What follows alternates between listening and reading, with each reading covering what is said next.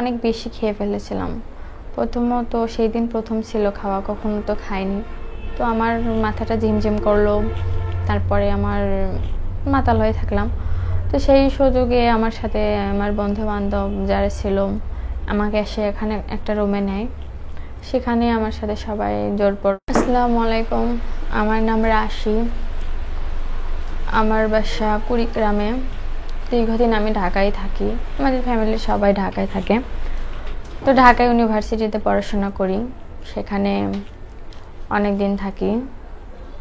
তো ঢাকায় প্রথমত গিয়ে প্রায় 2-3 মাস থাকি।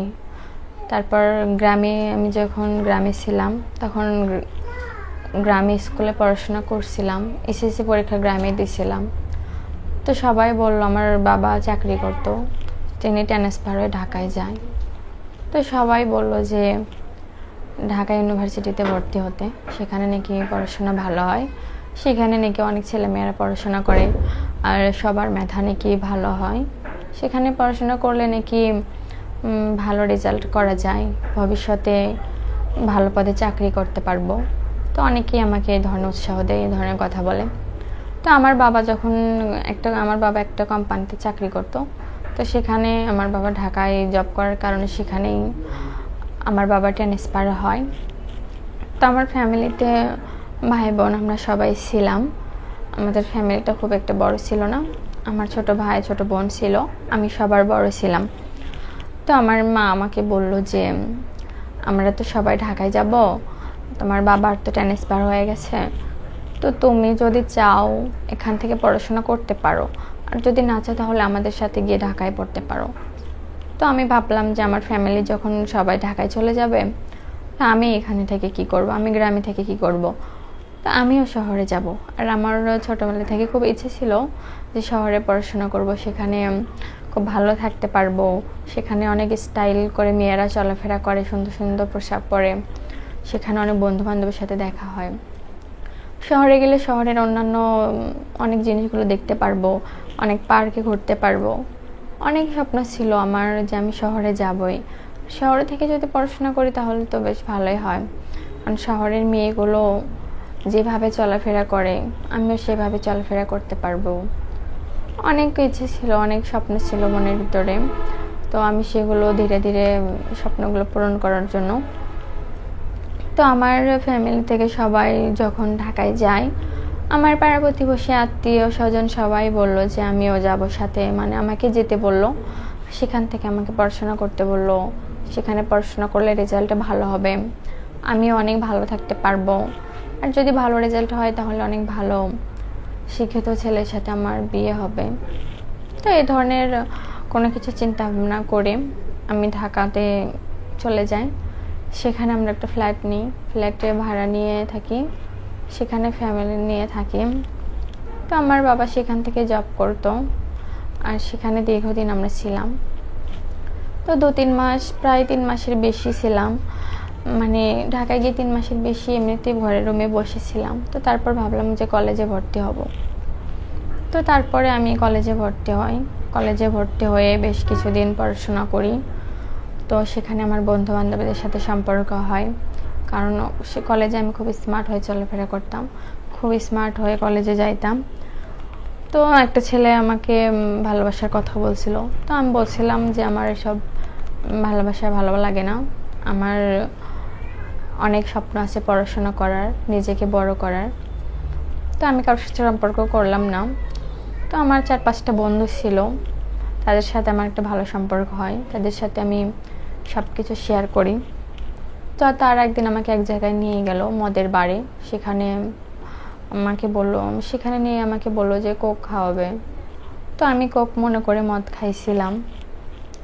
আমি বললো যে খেলে কিছু হবে না। আমি গন্ধ পাইছিলাম, মনে করছিলাম মদ হবে। তো বললাম যে আমি খাবো না। তো সেই 4-5 জন বন্ধু আমাকে জোর করে বললো যে এটা মদ না, এটা কিছু না, এটা কোক, তুই খা। তো আমি তখন খাইছিলাম, খাওয়ার পর তো আমি মাতাল হয়ে যাই, আমার তখন নেশা হয়ে যায়। কারণ একটা মানুষ যখন নেশা করে তখন তার মাতাল হওয়াটার সম্ভাবনা বেশি, সে আসলে মাতালই হয়ে যায়। তো আমি অনেক বেশি খেয়ে ফেলেছিলাম। প্রথমত সেই দিন প্রথম ছিল খাওয়া, কখনো তো খাইনি। তো আমার মাথাটা ঝিমঝিম করলো, তারপরে আমার মাতাল হয়ে থাকলাম। তো সেই সুযোগে আমার সাথে আমার বন্ধু বান্ধব যারা ছিল আমাকে এসে এখানে একটা রুমে নেয়। সেখানে আমার সাথে সবাই জোর পড়ব। মাতাল হয়েছিলাম, তো আমি কিছু বুঝতে পারলাম না, আমার মানে অন্যরকম একটা ফিল্ম ছিল। তো তারপর আমার সেই ভালো লাগলো, তো তারা মিলে সবাই মিলে আমার সাথে খারাপ কাজ করলো। মানে যখন একজন একজন করে করলো, কেউ দাঁড়িয়ে থেকে, কেউ উপর হয়ে, কেউ চিত হয়ে, মানে যার যেরকম স্টাইল করার ইচ্ছে সে সেরকম স্টাইল করলো। তো আমি আমার অতটা ছিল না, কারণ মাতাল হয়েছিলাম। তখন আমি ঠিক মতো উঠে দাঁড়াতেও পারতেছিলাম না, তারপরে বাইরেও যেতে পারতেছিলাম না বা কোনো কিছু বলতেও পারতেছিলাম না। তো সবাই আমার সাথে 4-5 জন ওই ধরনের কাজ করলো, আর প্রায় অনেকক্ষণ ধরে করলো।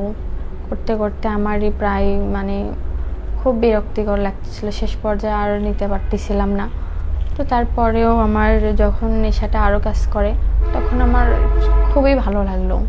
সেরকম লাগলো যে মানে তখন আমি সব কিছু ভুলে গেছিলাম, আর খুব মনে হলো যে এরকম হয়তো কোথাও আর পাবো না, বা এরকম কখনো পাইনি।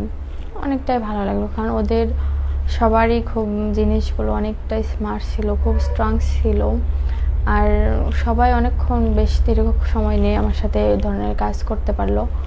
সবাই বেশ লং টাইমে করলো। তো আমি অনেকক্ষণ ধরে তাদের সাথে এই ধরনের কাজ আমি নেশার ঘরে করলাম। তো তারপরে আমি সবাই একে একে করে আমার সাথে এই ধরনের কাজগুলো করার পরে চলে গেল।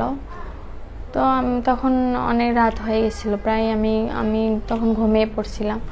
হঠাৎ ঘুম থেকে ভেঙে দেখি যে আমার নেশার ঘরটাও আর নেই, আমার কাপড় চোপড় সব কিছু এলোমেলো। আর তখন দেখি অনেক রাত বাজে, আমার কাছে কেউ ছিল না, আমি একটা রুমে বন্ধ হয়ে আছি। তখন ওই মুহূর্তে আমার মনে পড়লো যে আমি আসলে ড্রিঙ্কস করার কারণে আমার জীবনে কতটা ভুল হয়ে গেছে। আর বন্ধু বান্ধব মিলে যাদেরকে বিশ্বাস করছিলাম, তারা বন্ধু হয়ে আমার সাথে এর ধরনের আমার দুর্বলতার সুযোগ নিয়ে ধরনের কাজ করলো, আর মদকে কোক বানিয়ে খাওয়ালো। তখন থেকে আমার বন্ধুদের প্রতি বিশ্বাস উঠে গেল। আর আমি তখন গম্ভীর হয়েছিলাম, কারোর সাথে ঠিকমতো কথা বলতাম না, আর মিশতাম না। বেশ কিছুদিন বাসায় বসেছিলাম, আর কলেজে গেলাম না। সবাই আমাকে প্রশ্ন করলো যে আমি কেন কলেজে যাই না, তারপরে আমার কি হয়েছে। আমি আমার একটা বান্ধবীর সাথে শেয়ার করলাম যে 4-5 জন বন্ধু মিলে আমার সাথে যে যার মতো স্টাইলে খারাপ কাজগুলো করলো, অনেকক্ষণ ধরে করলো। প্রায় আমার শরীর অনেক খারাপ হয়ে গেছিল, আমি ঠিক মতো 2-3 দিন হাঁটতে পারতেছিলাম না, দাঁড়াতে পারতেছিলাম না, শরীর ব্যথা হয়ে গেছিল। আমার একটা বান্ধবীর সাথে এসব কথা যখন শেয়ার করলাম, সে বলল যে সে অনেক দুঃখ প্রকাশ করলো, আর বলল যে ও আসলে বুঝতে পারেনি আমি যাদের সাথে বন্ধুত্ব করছিলাম তারা আমার সাথে এই ধরনের কাজ করবে। আমার বান্ধবী বলল যে হয়তো তোর ভাগ্যে এটাই ছিল, তো তুই তারপরও পড়াশোনা বন্ধ করিস না, কলেজে যা।